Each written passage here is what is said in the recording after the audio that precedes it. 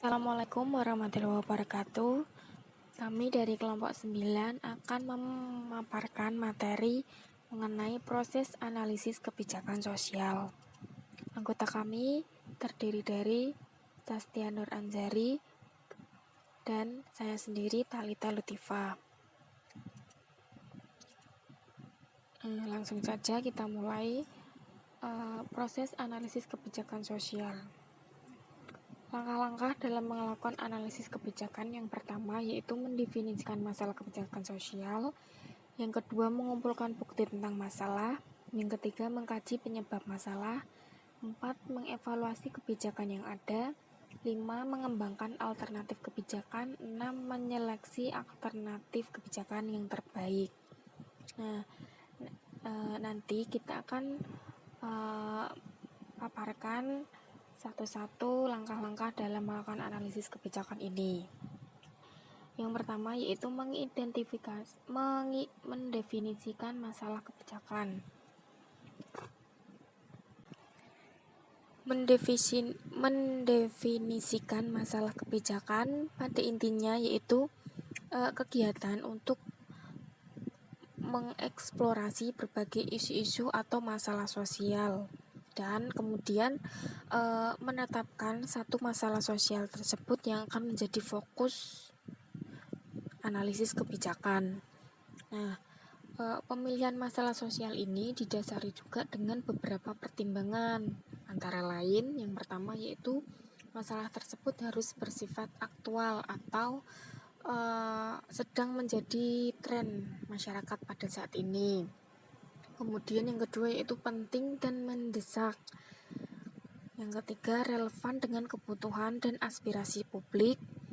Kemudian berdampak luas dan positif dan sesuai dengan visi dan agenda perubahan sosial. Yang artinya masalah tersebut sejalan dengan transformasi sosial yang sedang bergerak di masyarakat. Misalnya saja penguatan tentang demokratisasi, kemudian hak asasi manusia. Pertimbangan lain dalam menetapkan masalah sosial ini yang akan dijadikan pusat kajian kebijakan adalah penentuan masalah tersebut, termasuk kategori masalah strategis atau tidak. Menurut Soeharto, tahun 2004 mengajukan 4 parameter yang tidak dijadikan pedoman untuk menetapkan strategis atau tidaknya suatu masalah sosial. Yaitu yang pertama ada nilai, yang kedua dampak, yang ketiga kecenderungan, yang keempat nilai. Faktor di sini yaitu merupakan apakah masalah tersebut itu sebagai faktor penentu dalam mengatasi masalah lain yang lebih luas. Kemudian masalah tersebut dapat diperhitungkan atau diukur untuk menentukan bagaimana mengatasi masalah tersebut.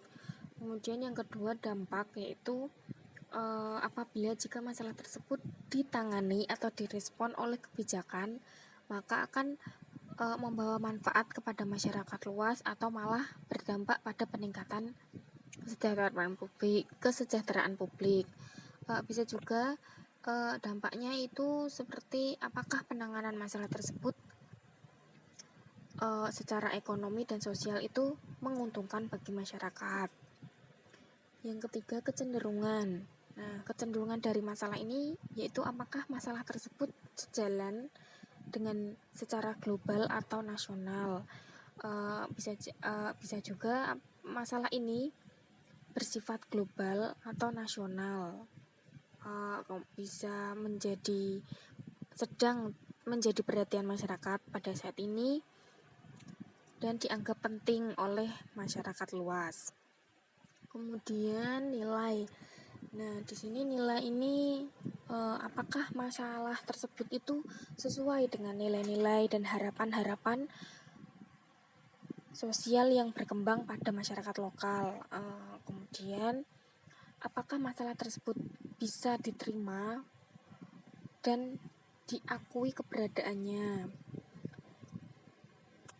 Nah, pertama yang perlu dilakukan yaitu untuk menganalisis kebijakan publik yaitu menyeleksi dulu topik masalah yang akan dikaji ini. Nah, kemudian secara spesifik didefinisikan sebagai sebuah masalah sosial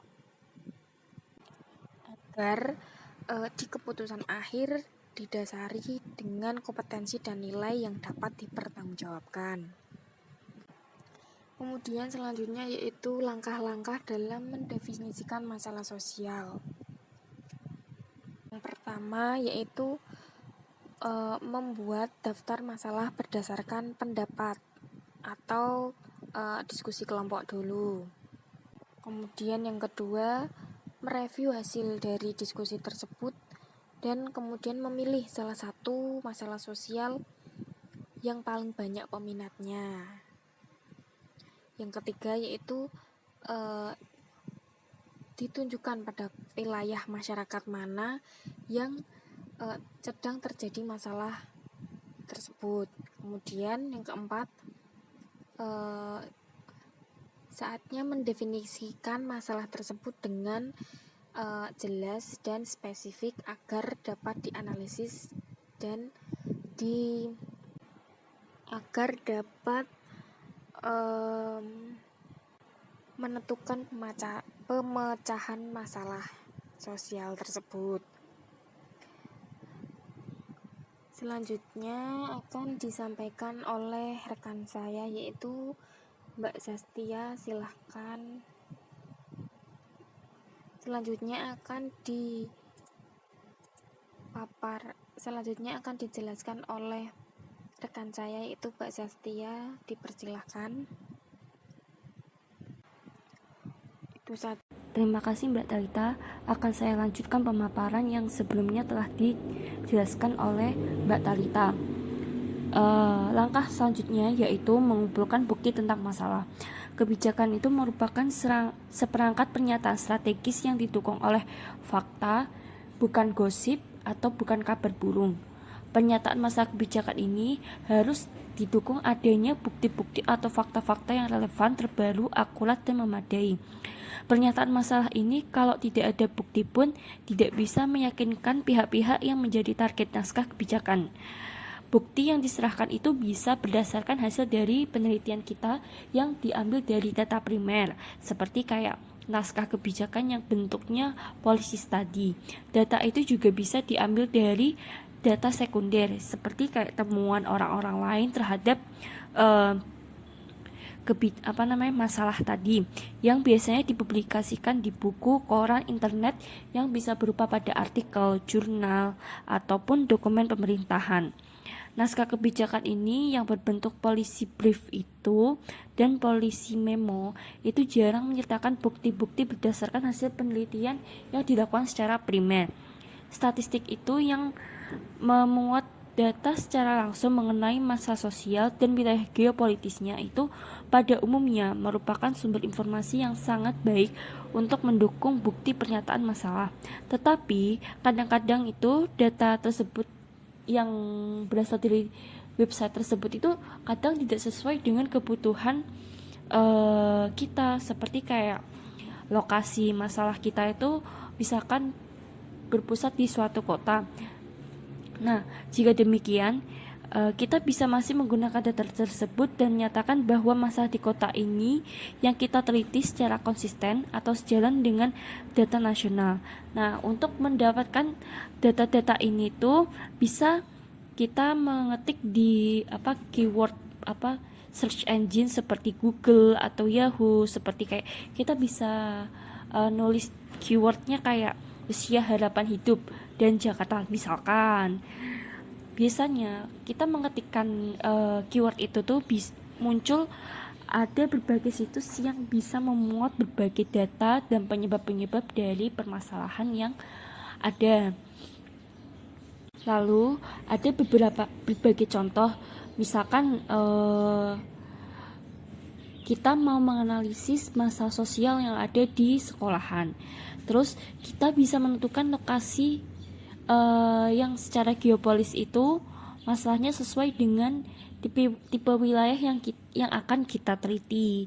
Misalkan sekolah perkotaan atau pedesaan di kota madya ataupun kabupaten. Misalkan seperti masalah sosial yang bisa dikaji itu kayak pengetahuan pelajar yang rendah tentang HIV/AIDS. Terus untuk mencari data di internet pun akan sulit. Nah, di kondisi ini kita itu bisa mengembangkan sebuah survei ringkas dan mengirimkannya ke situs internet sekolah ataupun menyebarkan secara langsung kepada mereka. Lalu kita bisa mendorong pelajar tersebut untuk mengisi kuesioner yang sudah kita buat. Survei ini itu bisa memberikan bukti yang cukup terhadap masalah yang kita kaji. Tetapi responden pun yang diambil harus mewakili populasi di sekolah tersebut. Materi selanjutnya yaitu mengkaji penyebab masalah. Para analis dan pembuat kebijakan dapat mengidentifikasikan penyebab atau faktor-faktor yang memberi kontribusi terhadap masalah sosial. Mereka sebagai analis kebijakan publik itu dapat mengembangkan kebijakan publik untuk mengeliminasi atau mengurangi penyebab-penyebab atau faktor-faktor yang ada. Tapi beda dengan virus yang menyebabkan corona atau polio, sebagian besar masalah sosial ini juga memiliki banyak penyebab dan faktor-faktor tertentu.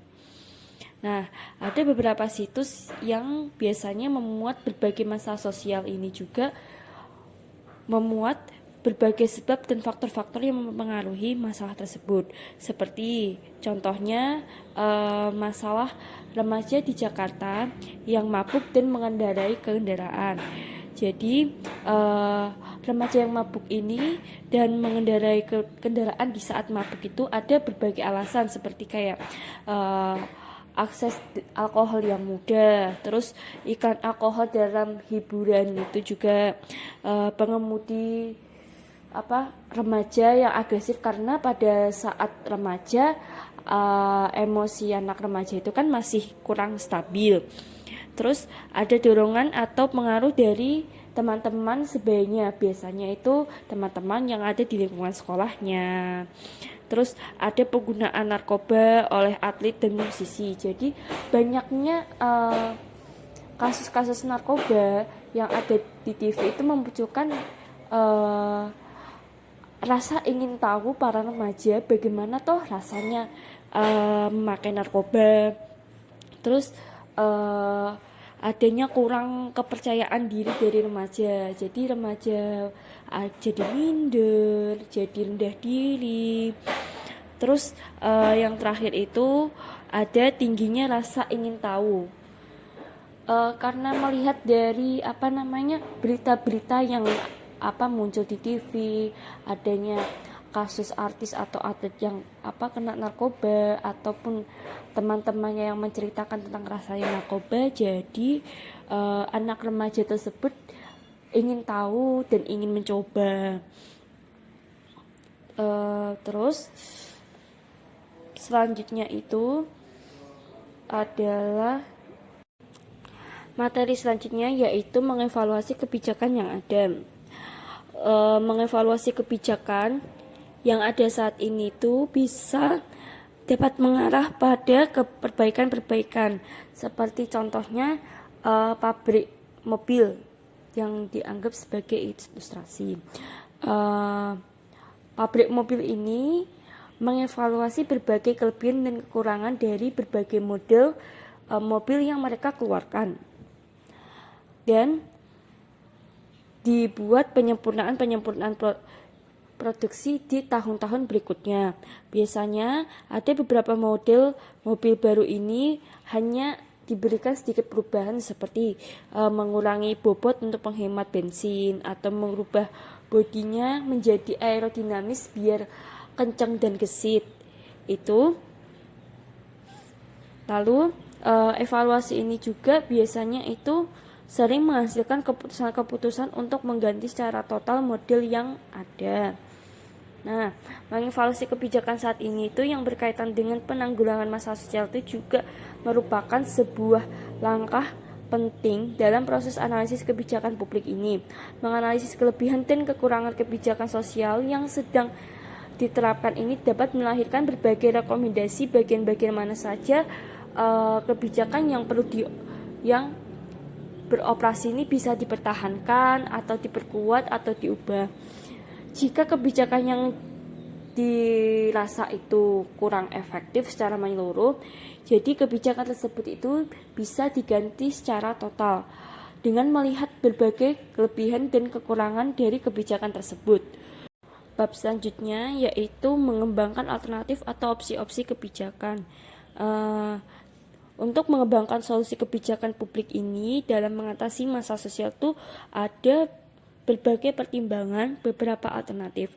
Ada 2 langkah utama yang dianggap sangat bermanfaat bagi pengembangan alternatif kebijakan publik. Yang pertama, mengembangkan alternatif kebijakan untuk memecahkan berbagai masalah sosial dengan mengeliminasi atau mengurangi sebab-sebab atau faktor-faktor penyumbang terhadap masalah. Ya, seperti contoh, ada kebijakan untuk eks narapidana yang diberi pembebasan bersyarat dengan tidak boleh berhubungan dengan penjahat lainnya. Ada alasan kebijakan ini itu untuk mencoba mengeliminasi atau mengurangi satu dari beberapa faktor penyebab kejahatan. Lalu yang kedua itu menelisik kebijakan yang ada saat ini. Kita di sini bisa berpendapat bahwa kebijakan ini ada yang gagal dan alasannya bagaimana. Terus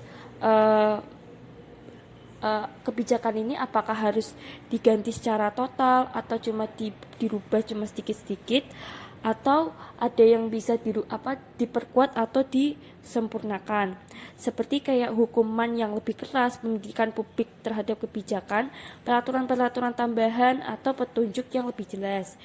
Yang ketiga, pastikan bahwa kelompok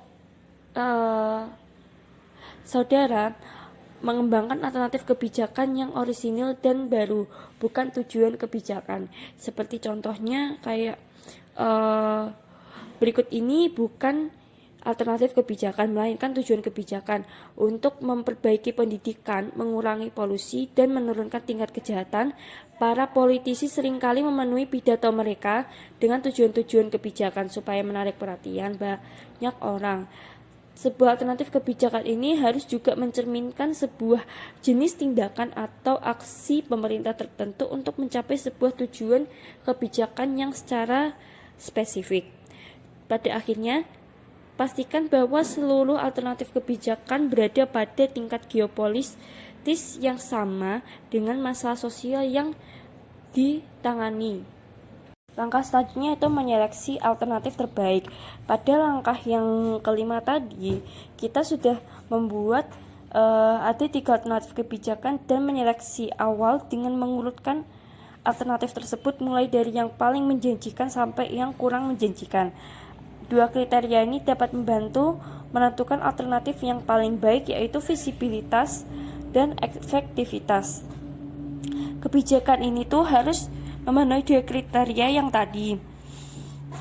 Nah, visibilitas itu adalah memungkinkan atau probabilitas mengenai apakah kebijakan yang diusulkan itu akan diterima atau audien kebijakan seperti oleh pemerintah atau badan pemerintah. Visibilitas ini dipengaruhi oleh berbagai faktor-faktor seperti penerimaan kultural dan biaya-biaya yang terantisipasi dibandingkan dengan manfaat-manfaat yang akan diperoleh. Contohnya, ada sebuah kebijakan untuk memotong tangan pencuri, itu mungkin sangat efektif dalam mengurangi pencurian, tetapi secara kultural itu sulit diterima di negara-negara seperti Amerika, Indonesia. Nah, kebijakan melipat gandakan jumlah polisi di kota-kota besar mungkin ada manfaatnya dalam menurunkan tingkat kriminalitas, tetapi meningkatkan biaya yang akan membebani para pembayar pajak dapat menurunkan probabilitas diterimanya atau disahkan kebijakan tersebut oleh para pengambil keputusan. Nah, efektivitas itu menunjukkan pada kemungkinan bahwa kebijakan kita itu akan menghasilkan manfaat-manfaat untuk mengurangi masalah sosial.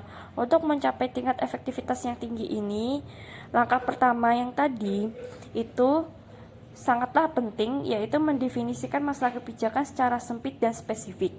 Kebijakan yang memiliki nilai tinggi dalam satu kriteria itu biasanya memiliki nilai rendah dalam kriteria yang lainnya. Prinsip umum menunjukkan bahwa visibilitas itu biasanya dipandang sebagai kriteria yang sangat penting dibandingkan dengan efektivitas. Dengan kata lain, kebijakan yang memiliki kemungkinan diterima secara rasional dipandang lebih utama, meskipun memiliki efektivitas itu secara sedang. Nah, ada cara sederhana untuk memilih alternatif kebijakan adalah dengan mengurutkan terlebih dahulu berdasarkan perakiraan kasar atau asumsi-asumsi logis mengenai berbagai kemungkinan diterimanya kebijakan yang diusulkan. Kemudian, dari masing-masing kebijakan alternatif itu diberikan ringkasan pendek untuk mempermudah penilaian terhadap opsi-opsi yang telah ditulis. Pada langkah yang keenam ini, langkah ini itu menandai bahwa kita ini sudah menyeleksi beberapa alternatif kebijakan dan memilih sebuah kebijakan publik. Pilihan itu didasarkan pada perakiraan awal mengenai kriteria visibilitas dan efektivitas. Sekarang kita akan mendiskusikan bagaimana kriteria efektivitas itu seperti mendalam. Seperti yang telah disinggung tadi, penyeleksian alternatif kebijakan itu didasari oleh keyakinan bahwa alternatif tersebut itu dapat membawa dampak yang baik atau diharapkan konsekuensi masa depan yang baik, dinamakan manfaat atau benefit. Alternatif kebijakan itu juga tidak mustahil menimbulkan dampak yang buruk atau tidak diharapkan. Ini yang dinamakan biaya atau kerugian atau cost. Proses menelaah manfaat dan biaya dalam kebijakan publik itu dinamakan evaluasi. Mengevaluasi kebijakan publik itu dapat dibuat pada saat merumuskan kebijakan. Artinya, sebelum kebijakan ini diimplementasikan, kita bisa melakukan evaluasi. Ini biasanya disebut oleh model analisis prospektif. Evaluasi ini juga dapat dilakukan terhadap kebijakan yang sedang diimplementasikan. Artinya, evaluasi yang dilakukan ini terhadap akibat-akibat yang ditimbulkan oleh kebijakan tersebut setelah kebijakan tersebut terumuskan. Ini yang dinamakan analisis kebijakan retrospektif.